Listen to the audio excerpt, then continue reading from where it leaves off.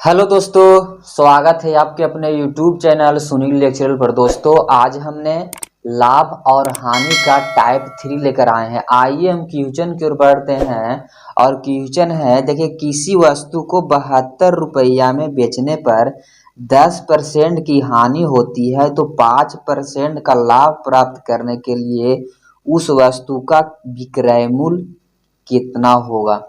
देखिए, किसी वस्तु का विक्रय मूल्य मतलब एसपी है। एसपी जो दिले है वो 72 रुपया दिले है। किसी वस्तु को 72 रुपया में बेचा और 10% का हानि प्राप्त किया, 10% का लॉस प्राप्त किया। तो देखिए, हम सीपी निकालते हैं तो 72/90 गुने 100 करते हैं। इसका फॉर्मूला बताए थे कि विक्रय मूल्य बट्टा 1 प्लस लाभ बट्टा 100 क्रय मूल्य बराबर।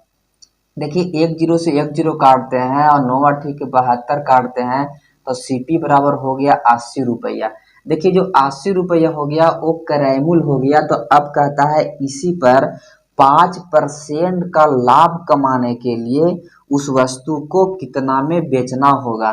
देखिए, लाभ प्राप्त करने के लिए तो प्रॉफिट है 5%। अब एसपी सेलिंग प्राइस निकालना है तो 80 गुने 105/100। देखिए, एक जीरो से एक जीरो और 2 पचे के 10 और 4 दूनी की 8 और 21 पचे 75 से तो 84 रुपया हो गया सेलिंग प्राइस। देखिए, इसका बहुत शॉर्ट फॉर्म है, उस शॉर्ट फॉर्म को लेकर आए हैं। देखिए, सबसे पहले कहता है कि 72 रुपया में बेचता है और उसको 10% का हानि होता है तो 90 में बेचता है। 90 में बेचता है तो अब 5% का लाभ कमाने के लिए उस वस्तु को कितना में बेचना होगा। तो 105 से गुना करना होगा। तो देखिए, 18 पचे 90 और 18 चौक 72 और 21 पचे के 75 से तो 84 रुपया हो गया सेलिंग प्राइस।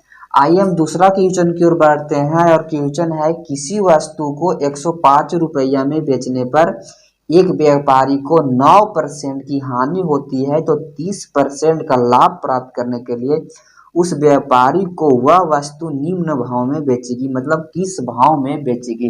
देखिए, दूसरा नंबर क्वेश्चन हम बताते हैं। दूसरा नंबर क्वेश्चन है कि 105 रुपया में किसी वस्तु को बेचा गया।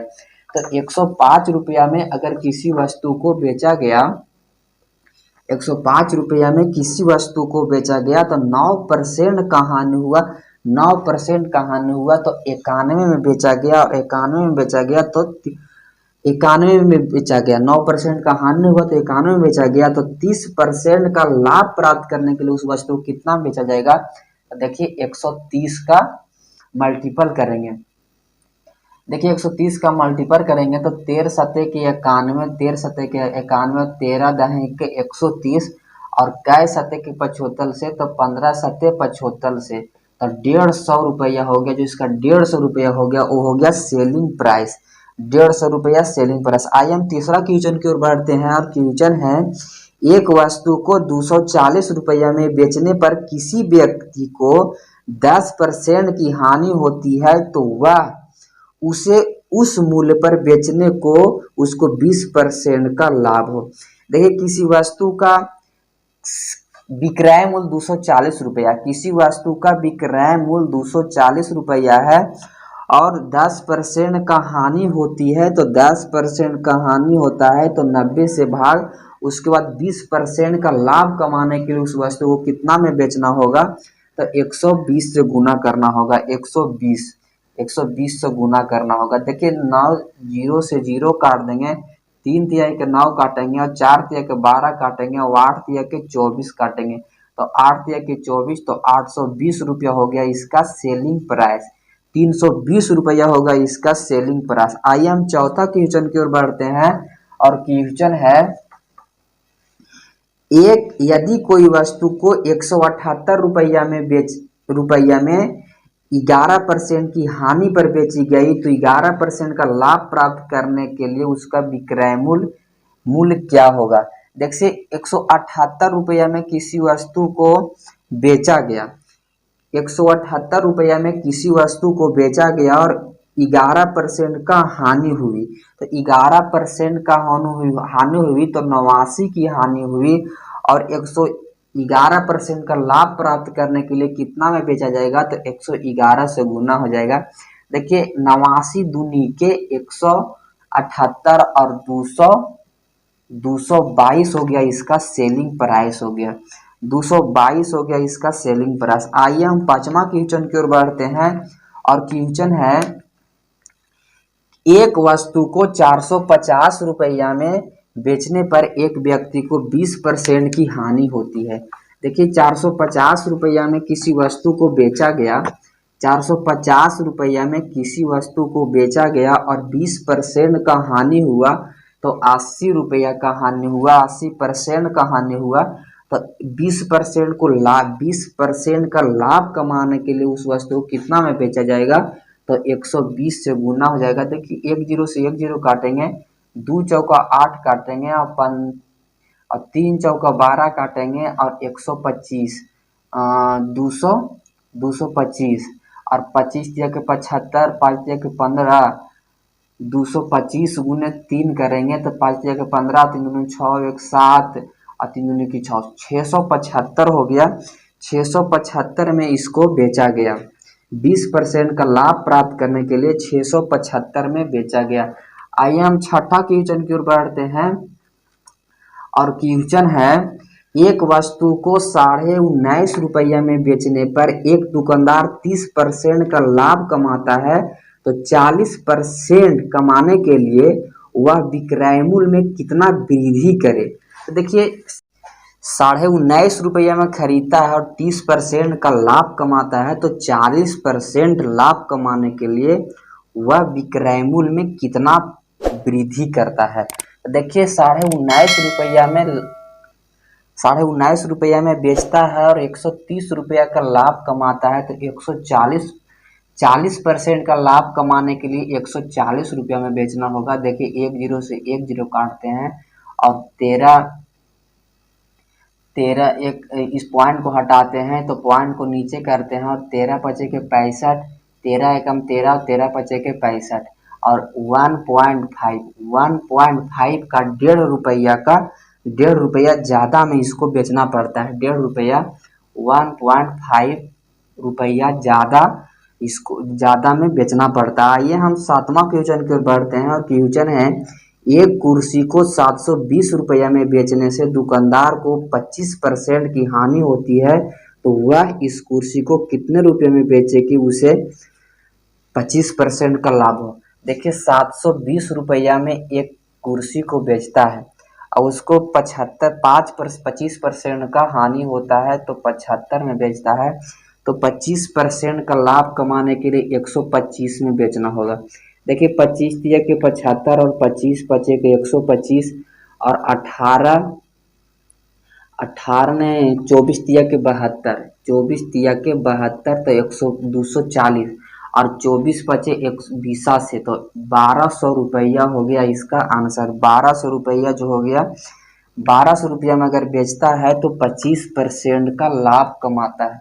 आइए हम आठवां क्वेश्चन की ओर बढ़ते हैं और क्वेश्चन है एक वस्तु को 450 रुपया में बेचने पर दुकानदार को 25% की हानि होती है, तो वह इसे किस मूल्य पर बेचे कि उसे 25% का लाभ हो। देखिए 450 रुपया में किसी वस्तु को बेचता है और 25% की हानि होती है, तो 75 में बेचता है, तो 25% का लाभ कमाने के लिए तो 125 में बेचना होगा। देखिए 25 दिया के 75 और 25 पचे के 125 और 15 पचे 45, तो 15 पचे 75, तो 750 रुपया होगा इसका विक्रय मूल्य। देखिए 750 रुपये में अगर किसी वस्तु को बेचता है तो 25% का लाभ होता है। देखिए नौवां क्वेश्चन है, नौवां क्वेश्चन कुछ अलग टाइप का है, हम उसको लेकर आए हैं। क्वेश्चन है 1 रुपया में 12 टॉफी बेचने पर एक व्यक्ति को 20% की हानि होती है, तो इस पर 20% लाभ कमाने के लिए 1 रुपया में कितने टॉफी बेचनी होगी। देखिए 1 रुपया में 12 टॉफी बेचता है, 1 रुपया में 12 टॉफी बेचता है और इसको 20% की हानि होती है, 20% की हानि होती है, तो 20% की हानि होती है तो हम लोग कहेंगे किताब कहता है 20% का हानि और हम लोग कहेंगे 80 का हानि। अब 20% का लाभ कमाने के लिए 20% का लाभ कमाने के लिए 1 रुपया में कितने टॉफी को बेचना होगा। तो देखिए 20% का लाभ कमाने के लिए तो 120 से गुना किया जाता है, 120 का लाभ होता है। देखिए एक जीरो से एक जीरो काटते हैं और 12 से 12 को काट देते हैं। तो 1 रुपया में अगर 8 के भाव से बेचता है, 1 रुपया में 8 के भाव से 1 रुपया में 8 के भाव से बेचता है तो 20% की लाभ होती है, 20% की लाभ होती है।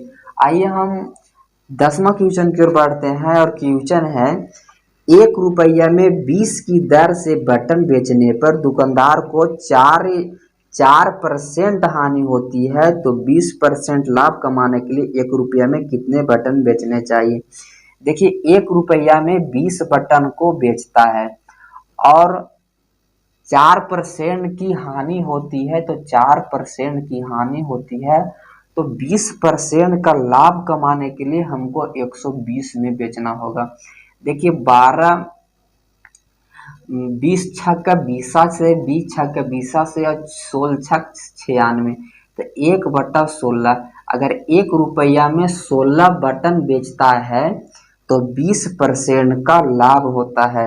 आइए 11वां क्वेश्चन की ओर बढ़ते हैं और क्वेश्चन है एक सब्जी विक्रेता 3 रुपया में 8 की दर से नींबू बेचता है।